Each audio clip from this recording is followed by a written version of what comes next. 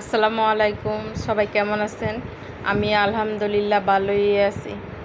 আজকে আমি আপনাদের সাথে শেয়ার করব যে আমি কিভাবে কাঁচা কাঁঠাল দিয়ে মুরগি দিয়ে রান্না করলাম। তো এই কাঁচা কাঁঠালটা আমি ডিপে রেখে দিছিলাম, যে আমি কিছুদিন আগে কাঁঠালের অর্ধেক রান্না করছিলাম চিংড়ি মাছ দিয়ে, ওইটার ভিডিও দেওয়া আছে। তারপর আমি আজকে এই যে মুরগির মাংস দিয়ে রান্না করি।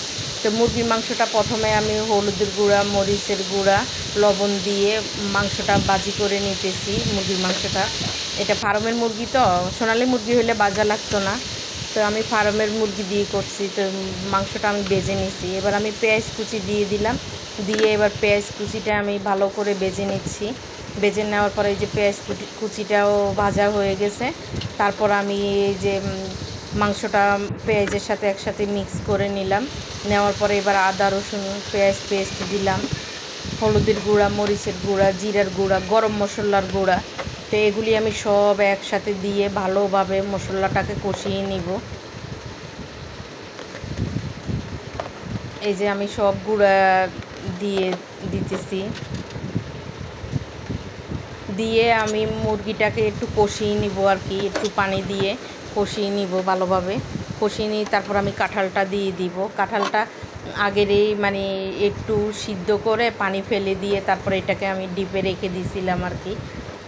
সবগুলি একসাথে সিদ্ধ করছিলাম, তখন অর্ধেক রেখে দিছিলাম। এই যে কাঁঠালটা এই যে হলুদ আর লবণ পানি দিয়ে সিদ্ধ করে নিয়েছিলাম।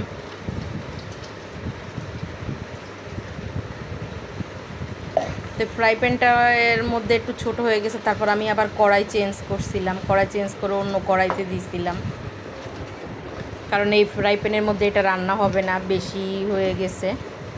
তো এই জন্যে আমি মানে ফ্রাই প্যানটা চেঞ্জ করে কড়াইতে দিয়ে দিব।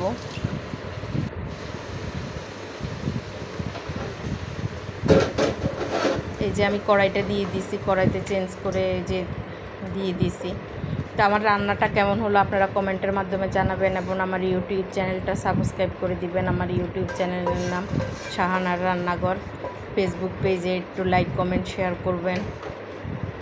তো এই যে এটাকে আমি কষিয়ে ভালোভাবে রান্না করে নিব, অল্প অল্প পানি দিয়ে। আমি সবসময় বলি যে আমি একসাথে তরকারিতে পানি দেই না, অল্প অল্প পানি দিয়ে কষিয়ে তারপরে তরকারি রান্না করি।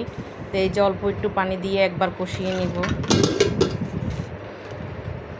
আমি এটার মধ্যে একটু টমেটো দিয়ে দিব।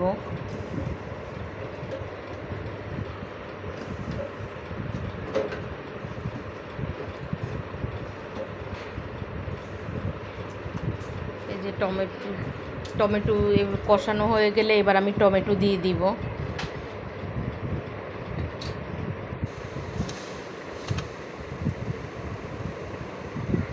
এই যে আমি টমেটো দিয়ে দিচ্ছি, দিয়ে তরকারিটা যখন হয়ে যাবে তারপর আমি উপর দিয়ে কাঁচামরিচ দিব। আর এটার মধ্যে আমি বাগারও দিব।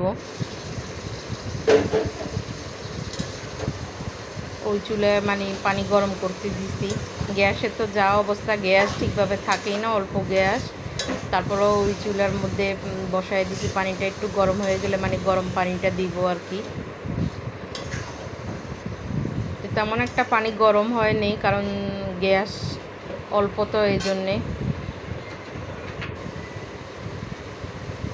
এবার আমি এই যে তরকারিটার মধ্যে পানি দিয়ে দিব।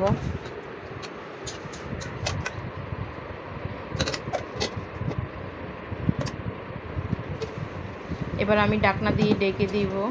এই ডেকে দেওয়ার পরে এই যে তরকারিটা কষানো হয়ে গেছে, আর একটু ফাইনালি পানি দিয়ে দিব।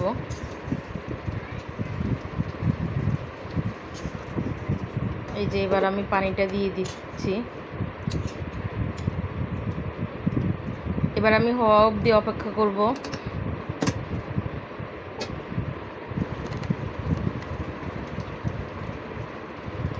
এই যে তরকারিটা প্রায় হয়ে গেছে। এবার আমি এই যে 4টা কাঁচামরিচ দিয়ে দিলাম, তারপরে আমি ধনিয়া পাতা দিয়ে দিব।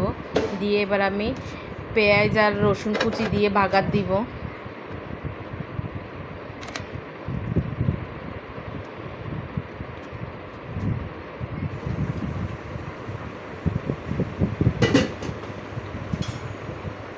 এই যে এবার আমি বাগার দিয়ে দিব।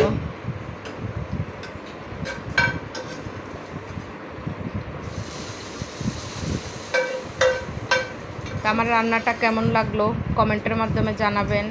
সবাই ভালো থাকবেন, সুস্থ থাকবেন। এই যে আমি বাগারটা দিয়ে দিতেছি।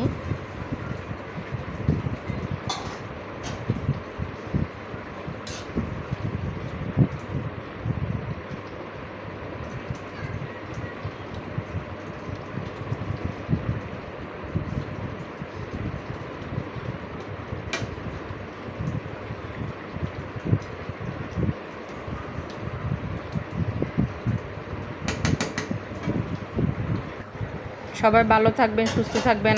আজকের মতো আল্লাহ হাফেজ।